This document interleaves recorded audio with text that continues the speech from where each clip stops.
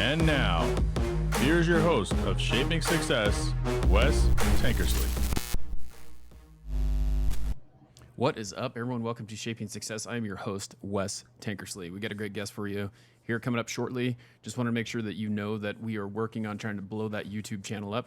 We're working on getting to 1,000 subscribers. We got all the watch hours we need, so please like, share, and review. It's been a while since I've got a review on Apple Podcast. I was listening to my friend Jay's Hard Parking podcast, and he was like, yeah, it's been a year since I've had a review. So I looked at mine, kind of the same thing. If you would please review it, and then if you want to DM me on social media, wherever you follow me, I'll send you a couple stickers. Our guest today is Nancy Hamlin. I met her from TikTok, and she has a wealth of things that she has done, and it's pretty interesting, pretty cool. She's currently a Cedar Fair Senior Vice President in Park Resale. Let's get into this. Nancy, how are you? I'm good. How are you? Good.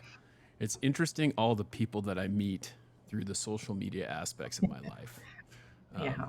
You know, I think that you kind of gravitate towards people who kind of have like-minded aspirations and things like that. So it's awesome to, get to talk to you. Yeah. So why don't you tell us a little bit about yourself? I'm looking over at this bio that you sent me, and I looked it over last week when you sent it to me, and I was just like, man, there's a lot to you to unpack. It sure is. Well, currently I work with theme parks and water parks. So there are 13 parks, and in-park resale means that once you walk into the park, if you open your wallet, if you buy food or beverage or merchandise or play games, then that is my department. So pretty interesting and fun. Our stock symbol is fun too. So, but I, was in stadiums and arenas and restaurant business. So started my career at 16 and at McDonald's in food and beverage, and never turned back from there. It's funny because I always talk about McDonald's as one of those things. The show is called Shaping Success, and success is generated by you. It can be whatever you want. And I've often said that you can be successful working at McDonald's. That's up to you. That's For what sure. you choose. And it's great that you started there, because you kind of get the idea of, do I want to do that? Because there are some people who have really successful careers working at McDonald's. But obviously you moved on. And so tell us how you kind of got, what was the next steps after McDonald's, and what'd you do from there? Sure. Well, I was working at McDonald's, and I decided, I want to be in the business. So I was looking at colleges, and I was probably 17 and a half, and a manager there, I wish I could remember his name, because at the time I didn't realize how important it would be, but he was offering me a position to not go to college and to become a manager. And, it was a viable question, because that's what I want to do with my life.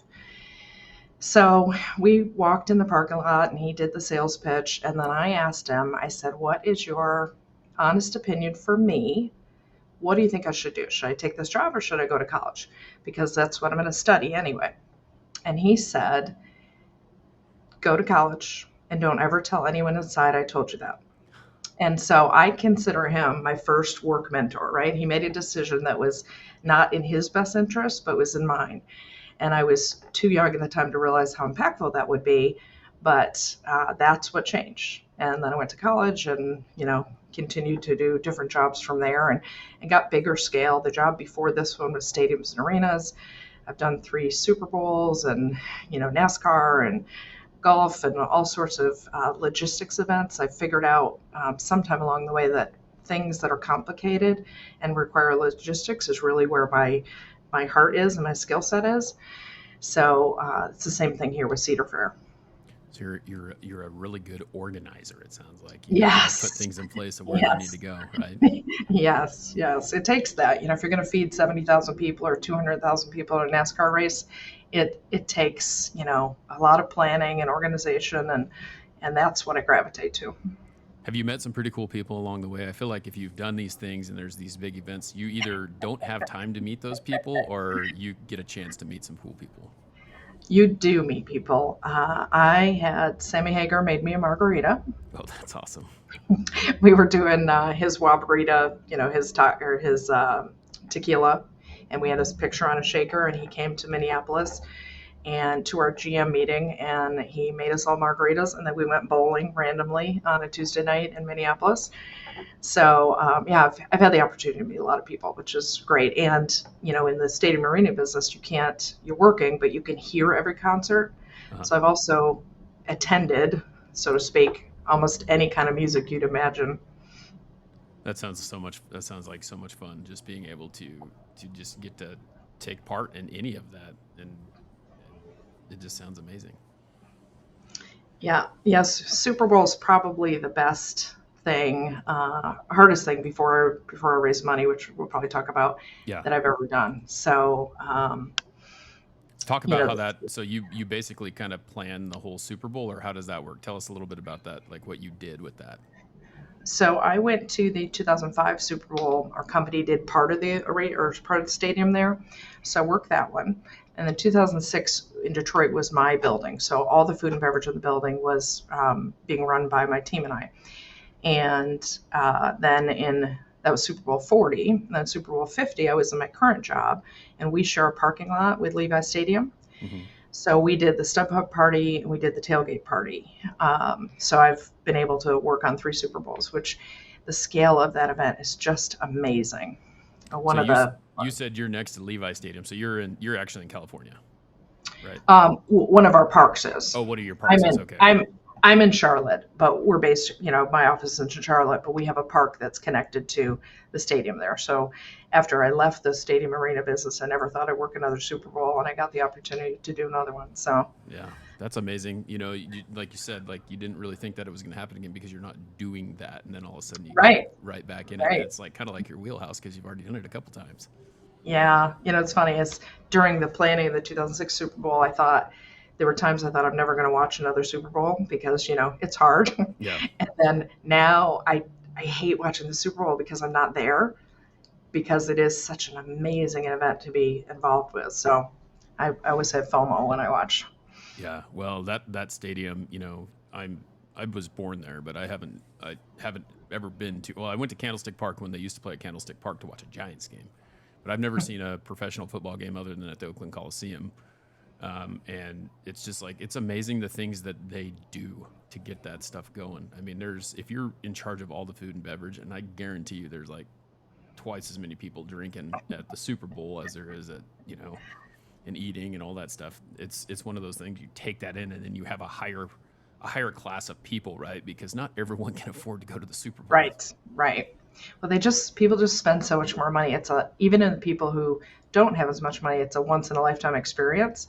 Right. So they come in and they want to buy everything, and they want to, get the shirt and, everything. So It is such an intense event, which it's incredible. Yeah. I mean, I bought a jersey at a game one time and I was just like, this is the dumbest thing I've ever done, but I still have it, because there's a $200 jersey at the game and you can go get one online for like $100. It's like, we just paid double as soon as you walk in. But you got it from this. Yeah. You got it from right there. Yeah. Yeah. It's pretty amazing what people will pay, but it is, like you said, it's a once in a lifetime deal. So that's super cool. So you said you kind of run theme parks, basically, is what you do. What are some of the theme parks that you work with? You probably heard of Cedar Point, Knott's Berry Farm, Kings Island, Kings Dominion, and Canada's Wonderland. We all have our own names because each park has its own identity. But they're from Canada to Texas and all over the U.S. And then we bought the Schlitterbahn water parks, 2 of them in Texas in 2018. So those are the only strictly water parks, although most of our parks have water parks as well. So completely different style of business. However, it's still the seasonality and you go from not being open to having 50,000 people in the park. So it's similar to the setup of a stadium arena business. So from a work standpoint, it's very similar, but different times of year and, families. Yeah. Yeah, well, I mean, especially if you're in a place where they have seasons, like I live in Idaho and it's snowing. There's snow outside right now, which is crazy. There's no way no one's going to a water park right now, but we have that water park that opens up right in the beginning of summer and closes down here. Yeah, it's such a short season to capture and to hire people and, to be able to staff a location like that that's only open. Like when we work NASCAR, you'd be staffing for 7 or 8 days a year. And it's pretty challenging to do that. So there are similar challenges in this business, but that's what makes me have the experience and makes me good at it. You know how to find those people, make them work. Yeah, yeah, and do those temporary solutions for sure.